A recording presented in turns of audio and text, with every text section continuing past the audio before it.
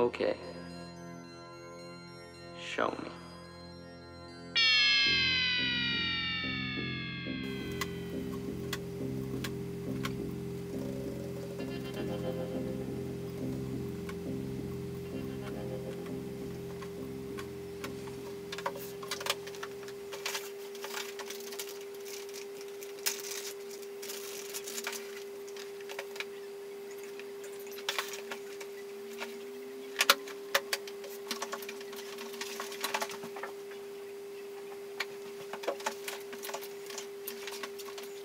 Hi there guys, welcome back to the GepRC channel. Thank you very much for tuning in for a new build series. I'm gonna be building a new FPV quadcopter, well actually two. So this will be a longer build series. In the last few months I got quite a few comments from people asking me to do another quadcopter build series. So, who am I not to comply? Right, last year I built this here quadcopter. It is a GepRC KHX5 Airbus. And I called it a monster quadcopter, and it is a very powerful quadcopter. Actually, I recently propped it down from the DAL Cyclones version 2s to Gemfan 5040 propellers, which are more suitable for freestyle flying, and this is a freestyle quadcopter, at least to me.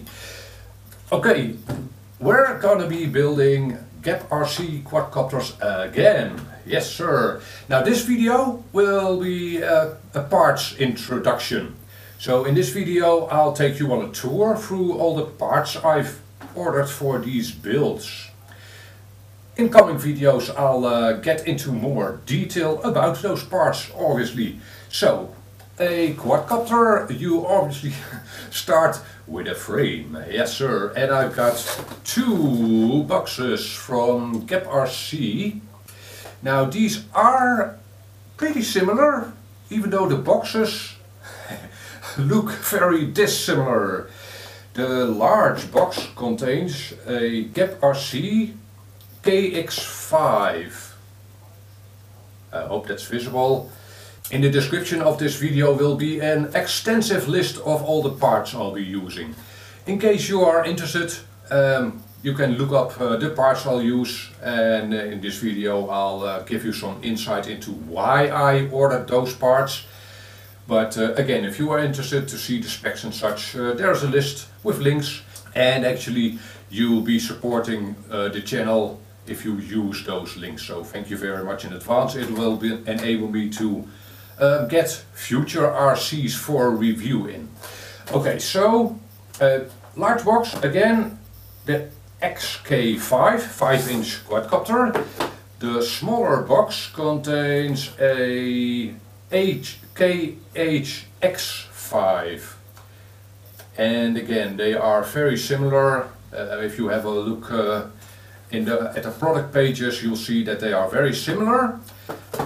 However, I'll put some pictures on screen of these frames. The larger box has a one-piece frame, so non-removable arms. Can I show that to you? There. A one-piece frame. I hope that's visible enough. It's wrapped in plastic still. Again, I'll do a future video about both frames to compare them. There are more differences between these frames, other than the one having separate arms. And some people might say that these are clones. Nah.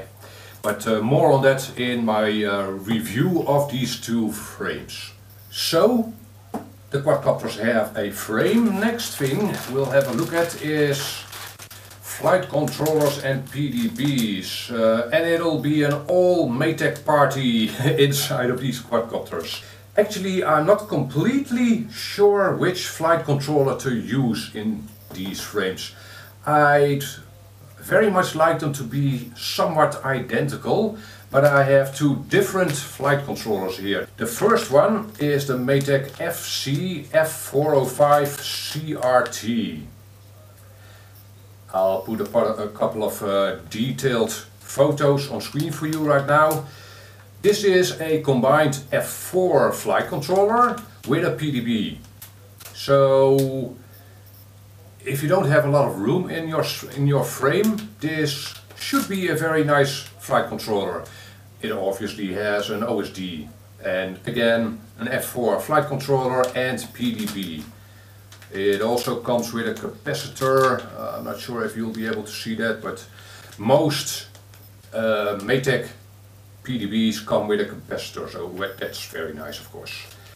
Okay, so again that's a combined PDB plus flight controller. Now the second option I have is a separate FC hub from Maytag, which runs up to 6S. So this is just a PDB, probably a very good PDB, but nonetheless only a PDB. Oh, and actually I'm a bit surprised by this, but this one does not come with a capacitor. Okay, surprising. Okay, so the FC Hub 6S from Maytag. Only a PDB, so we need a flight controller to finish that off. For that I have an F722 STD. Again from Maytag. And so a flight controller and an F7, my first F7 actually. And again, oh, this one comes with rubber standoffs, vibration isolating standoffs. So you tell me, should I be building both quadcopters with an F7 or maybe both quadcopters with this combined F4 with PDB? I am not sure at the moment I'm shooting this video. I'll also have a look which of them fits best, of course, but we will see. Okay, and the last two bags from Maytag are the Maytag's VTX HVs and yeah, 5.8 gigahertz FEV transmitters, of course, but they offer smart audio and an MMCX connector. Thank you very much. And you can opt to use these in a stack. As you can hopefully see, they have stack mounting holes. You can also opt to mount them somewhere else in your frame, of course. But okay, so I've got two identical ones of those. Alright, the next thing our quadcopter needs is some ESCs, and I've gone with DIS ESCs again. My AX5 also sports DIS ESCs, work very well.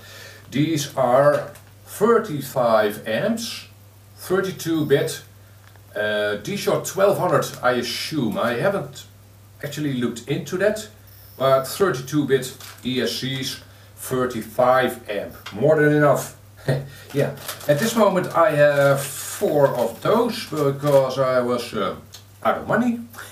Yeah, in a couple of weeks I'll order up 4 more for the other quadcopter. And yes, I kinda would prefer to build both mostly similar, because after that I could, for instance, swap out one of the FPV cameras and compare new and old, or well, okay, and also I could compare propellers with these quadcopters if they are mostly the same.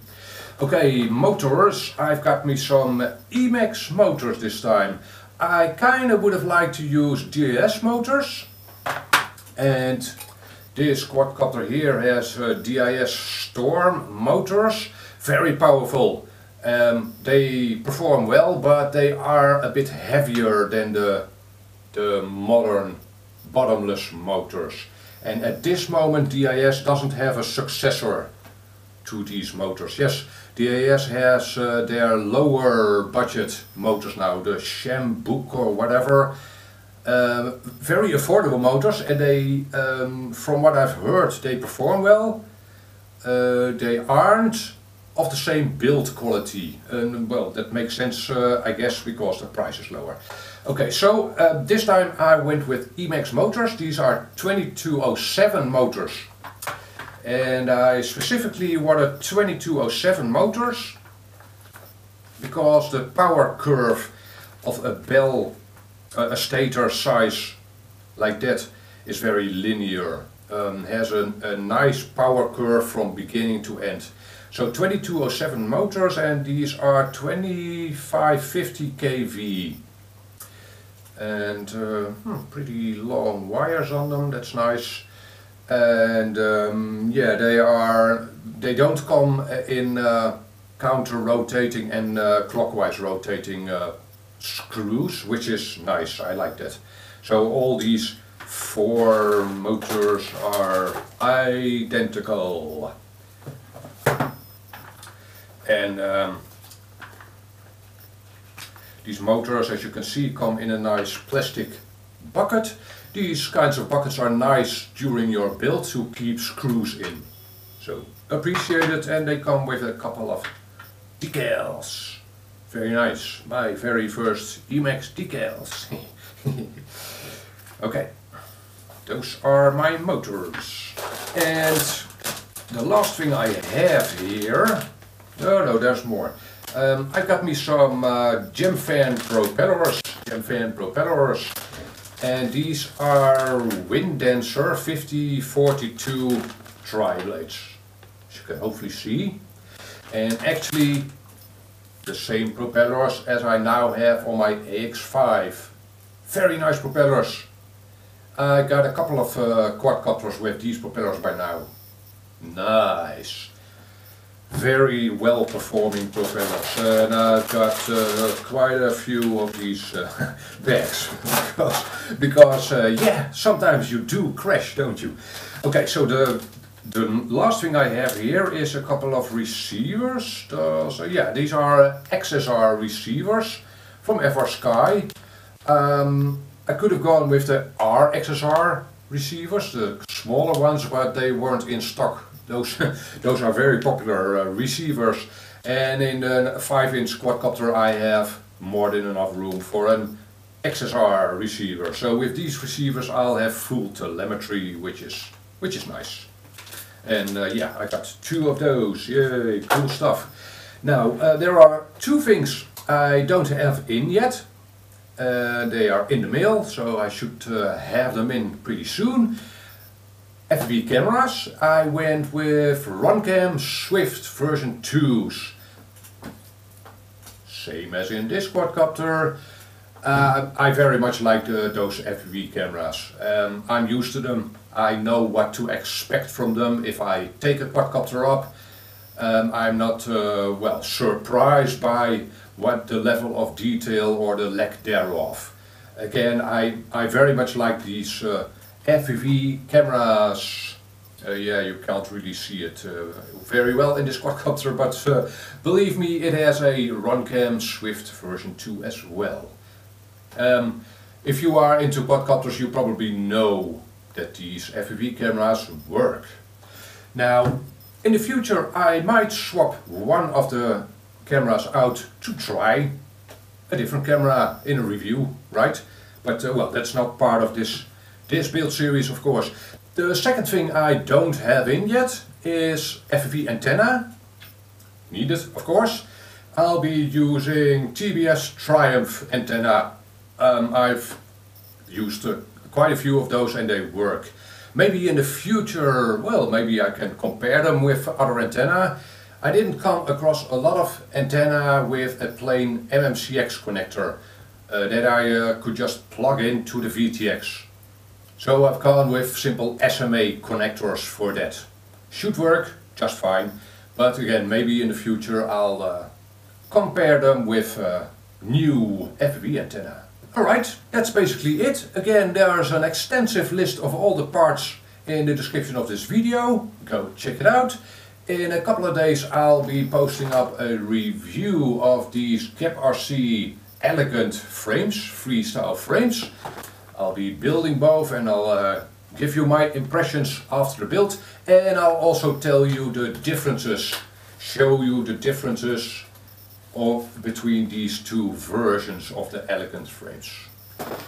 That's it for now. Thank you very much for watching. Catch you on the next video. Bye bye.